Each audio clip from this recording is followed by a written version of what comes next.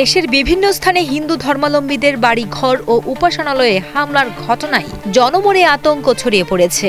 এসব অনাকাঙ্ক্ষিত সহিংসতায় জানমালের ক্ষয়ক্ষতির খবরে গভীর উদ্বেগ প্রকাশ করেছে জাতিসংঘের বিভিন্ন আন্তর্জাতিক মানবাধিকার সংস্থা। তারা দেশজুড়ে ধর্মীয় সহাবস্থান বজায় রাখার উপর গুরুত্বারোপ করছে। মানবাধিকার সংস্থাগুলোর মতে, যে কোনো পরিস্থিতিতে নাগরিকদের নিরাপত্তা নিশ্চিত করা রাষ্ট্রের প্রধান দায়িত্ব। ধর্মীয় পরিচয়ে কাউকে লক্ষ্যবস্তু করা মানবাধিকারের চরম লঙ্ঘন।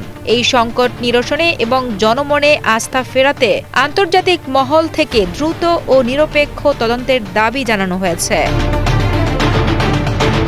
বর্তমান অস্থিতিশীলতা রোধে প্রশাসনকে আরও কঠোর হওয়ার তাগিদ দিচ্ছে সংশ্লিষ্টরা। সাম্প্রদায়িক সম্প্রীতি বিনষ্টকারীদের আইনের আওতায় এনে দৃষ্টান্তমূলক শাস্তির মাধ্যমে শান্তি ফিরিয়ে আনা সম্ভব। গণতন্ত্র ও মানবিক মূল্যবোধের স্বার্থে সংখ্যালঘুদের নিরাপত্তা নিশ্চিত করাই এখন বড় চ্যালেঞ্জ।